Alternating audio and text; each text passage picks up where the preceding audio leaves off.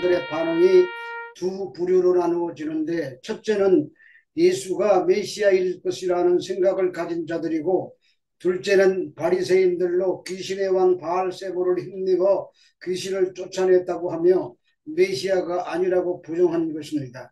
그래서 예수님이 하신 말씀이 분쟁하는 나라는 바로 서지 못한다는 말씀으로 그들의 억지 주장을 반박하셨고, 치유하는 일은 성령을 힘입어 한 일이며 그래서 하나님 나라가 임했다고 선언하셨습니다.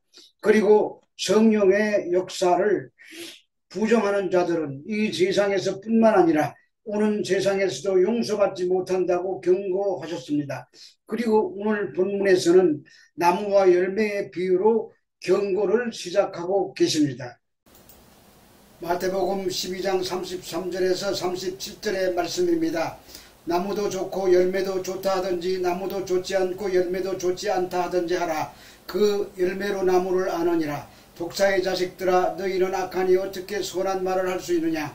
이는 마음에 가득한 것을 입으로 말함이라. 선한 사람은 그 쌓은 손에서 선한 것을 내고 악한 사람은 그 쌓은 악에서 악한 것을 내느니라. 내가 너희에게 이르노니 사람이 무슨 무익한 말을 하든지 심판날에 이에 대하여 신문을 받으리니 내 말로 의롭다함을 받고 내 말로 정죄함을 받으리라. 이 열매에 의한 나무를 판단하는 교훈은 이미 마태복음 7장 17절 18절에서 좋은 나무가 아름다운 열매를 맺고 못된 나무가 나쁜 열매를 맺는다고 말씀하셨습니다. 그러므로 예수님께서 귀신 들려 눈물고 말 못하는 자를 고치신 것은 자신이 좋은 나무였기 때문에 나타난 열매라는 말씀입니다. 그런데 바리새인들은 선한 열매를 내고 있는 예수님을 보면서도 귀신을 힘입어 쫓아낸다고 상식에 맞지 않는 말을 했습니다. 이처럼 성령으로 나타난 일을 귀신의 일로 둔갑시키는 바리새인들은 그 정체가 나쁜 나무였기 때문에 그런 나쁜 열매를 낼 수밖에 없었다는 말입니다. 그런 자들을 향해서 독사의 자식들이라고 부릅니다. 그들은 독사의 독과 같은 악한 생각들로 가득 찬 자들이어서 절대로 선한 말을 낼 수 없다는 말씀입니다. 여기서 가득한을 뜻하는 원어 페리슈마는 먹다가 버린 음식물의 찌꺼기가 그 마음에 가득하다는 말입니다. 사람의 마음속에 있는 것은 말 또는 행동으로 나타나게 되어 있습니다. 그래서 예수님 안에서 선한 생각을 가진 자가 선한 말을 내고 예수 밖에서 악한 생각을 가진 자는 악한 말을 내게 되는 것입니다. 그런데 본문 36절에 나오는 무익한의 헬라어 아르곤이라는 부정접두어 아의 이를 뜻하는 에르곤의 합성으로 쓸모없는 이라는 뜻입니다. 그래서 마지막 심판날의 심판주이신 예수님께서는 각인의 사소한 행동까지 특히 그 사람의 무익한 말까지 신문하신다는 것입니다. 본문에 언급된 말 헬라어로 로고는 단순한 음성을 말하는 것이 아니라 말하는 자의 자아의식을 반영한 말입니다. 그러므로 심판의 대상이 되는 말은 겉으로 드러난 음성만 말이 아니라 그 원천적 동기인 마음속까지가 다 말이라는 뜻입니다. 마태복음 12장 38절에서 39절의 말씀입니다. 그때의 서기관과 바리새인 중 몇 사람이 말하되 선생님이여 우리에게 표적 보여주시기를 원하나이다. 예수께서 대답하여 이르시되 악하고 음란한 세대가 표적을 구하나 선자 요나의 표적밖에는 보일 것이 없느니라. 당시에 표적을 구하는 것은 매우 정상적이고 자연스러운 행동입니다. 여기서 표적은 세메이온인데 이는 자연적이고 일반적인 것을 통해 초자연적인 사실이나 진리를 나타내 주거나 어떤 예언을 확정해 주는 것입니다. 본문에서는 예수님의 메시아성에 대한 증거로서 즉시 또한 신속하게 발생되는 어떤 증표를 말합니다. 그런데 그들이 그런 표적을 구하자 예수님이 꺼내놓은 대답이 선지자 요나의 표적밖에는 없다고 하십니다. 요나는 니느웨에 가서 복음을 전하라는 하나님의 말씀에 불순종하다가 큰 물고기 뱃속에 들어가 사흘 밤낮을 있다가 살아난 자입니다. 그것을 성경은 요나서 2장 1절 2절에서 요나가 물고기 뱃속에 그 하나님 여호와께 기도하여 서울의 뱃속에서 부러지셨더니 주께서 내 음성을 들으셨다고 표현하고 있습니다. 여기 물고기 뱃속을 서울이라고 표현하고 있는데 이 서울은 예수님 없이 죽은 자들이 가는 고통받는 어떤 장소를 말합니다. 또 요나서 1장 15, 17절을 보면은 요나가 밤낮 3일을 물고기 뱃속에 있었느니라는 말씀이 나옵니다. 요나가 서울에서 3일간 죽음에 처해져 있다가 살아났다는 말입니다. 이것은 예수 그리스도께서 십자가에 죽으시고 3일 만에 부활하실 것을 상징하는 그림입니다.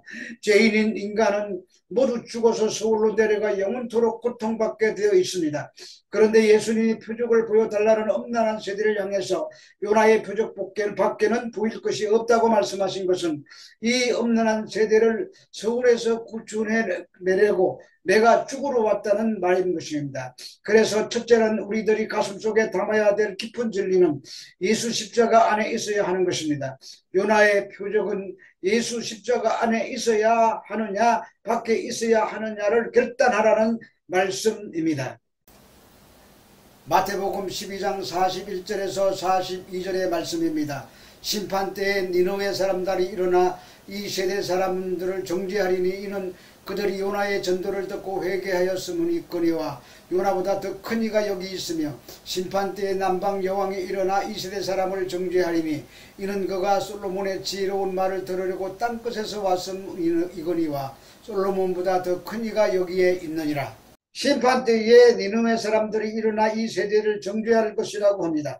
그것은 그들이 요나의 전도를 듣고 회개했는데 그 요나보다 예수님 자신이 더 크다고 하십니다. 비교급은 단순히 크다는 물리적인 개념이 아니고 요나가 십자가에 죽으셨다가 부활하신 예수님의 모형이라면 예수님은 모형이 아니라 실체라는 말씀입니다. 그런데 심판 때가 오면 이방 사람인 니느웨 사람들이 이 세대 사람들을 정죄할 것이라고 하십니다. 이들은 유대를 괴롭혔던 민족입니다. 그래서 요나가 이들을 구원받는 것이 너무 싫어했습니다. 그런데 그 니느웨가 가서 복음을 전하라고 하니까 거부하다가 물고기 뱃속에 밤낮 사흘을 들어가 곤욕을 치르고 간신히 살아났습니다. 그리고 복음을 전했습니다.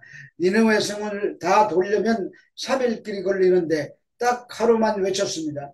그것도 복음이 아니라 회개하지 않으면 너희들은 다 죽는다는 협박적인 말만 하고 다닌 것입니다. 하루 만에 대충 했다는 말입니다. 그런데 그런 말을 듣고 그들이 회개했다는 것입니다. 백성들은 물론 임금과 짐승들까지 금식하며 회개했다고 합니다. 그런데 여기서 니느웨 사람들의 이야기가 나오는 것은 택함받지 못한 자들도 회개하고 하나님 앞으로 돌아왔는데 필통적으로 아브라함의 자손이면 회개해야 한다는 책망인 것입니다. 예수님 안으로 들어오라는 말씀입니다. 그리고 또 한 명의 인물이 등장하는데 42절의 심판 때에 남방 여왕이 일어나 이 세대 사람들을 정죄할 것이라고 합니다. 솔로몬의 지혜의 말을 듣기 위해 찾아왔던 시바의 여왕을 말합니다. 솔로몬의 지혜의 말은 하나님의 말씀인 성경입니다. 그도 하나님의 말씀을 들었다는 말입니다. 그런데 모형에 해당되는 솔로몬보다 실제 되시는 그리스도께서 오셔서 복음을 선포하시는데도 눈 닫고 귀 닫고 말아 앉았더라는 책망의 말씀인 것입니다. 그래서 당시 유대인들은 몽땅 죽었다는 그 심판을 얘기하는 것이 아니라 예수 안으로 들어오라는 말씀을 하고 계신 것입니다. 예수 십자가 우리의 죄를 다 사하셨기 때문입니다. 마태복음 12장 43절에 45절의 말씀입니다. 더러운 귀신이 사람에게서 나갔을 때에 물 없는 곳으로 다니며 쉬기를 고하되 쉴 곳을 얻지 못하고 이에 이르되 내가 내 나온 집으로 돌아가리라 하고 와보니 그 집이 비고 청소되고 수리되었거늘 이에 가서 저보다 더 악한 귀신 7을 데리고 들어가서 거하니 그 사람의 나중 형편이 전보다 더욱더 심하게 되느니라. 이 악한 세대가 또한 이렇게 되리라. 본문은 더러운 귀신이 사람에게서 나갔다가 다시 돌아와 보니 집이 수리되고 깨끗이 청소되어 있어서 더 센 7 귀신을 데리고 들어와 살게 되어 그 사람의 나중 형편이 전보다 더 심하게 되었다는 이야기입니다. 이 더러운 귀신 이야기가 머물러 살던 한 인생에 관한 이야기를 하는데 그 살던 집이 비유적으로 그 시대의 바리새인들이나 오늘날 믿는다고 하는 우리들일 수 있다는 것을 알아야 합니다. 그래서 예수님이 이 악한 세대가 또한 이렇게 되리라고 하십니다. 요한복음 1장 9절에서 13절을 보면 세상은 그들로 말미암아 지은 바 되었으되 자기 백성이 영접지 아니하였다고 합니다. 그러면서 영접하는 자 곧 그 이름을 믿는 자들에게는 하나님의 자녀가 되는 권세를 주셨으니 이는 혈통으로나 육적으로나 사람의 뜻으로 나지 아니하고 오직 하나님께로부터 난 자들이라는 말씀이 있습니다. 예수님이 십자가에서 표적을 보이시면서까지 그들의 죄를 대신해서 죽었지만 그것을 결국 받아들이지 않았던 유대인들과 그 십자가의 못을 박은 대제사장이나 종교 지도자들의 형편은 나중 형편이 더 심해질 것이라는 말씀입니다. 하나님께서 십자가의 방법을 통해서 기회를 열어주셨습니다.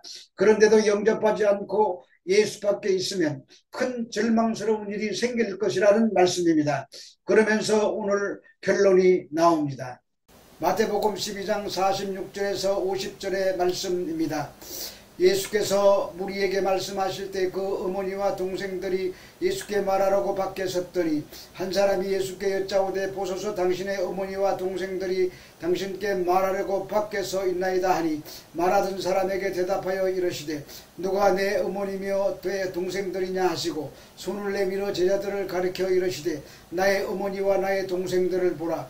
누구든지 하늘에 계신 내 아버지 뜻대로 하는 자가 내 형제요 내 자매요 어머니니라 하시더라. 예수님의 말씀을 들으려고 한 집의 사람들이 예수님 발 앞에 빽빽히 모여 앉아 말씀을 듣고 있었습니다. 이때는 예수님이 미쳤다고 소문이 나 있을 때입니다. 그래서 그 소문을 듣고 가족들이 걱정이 돼서 찾아온 것입니다.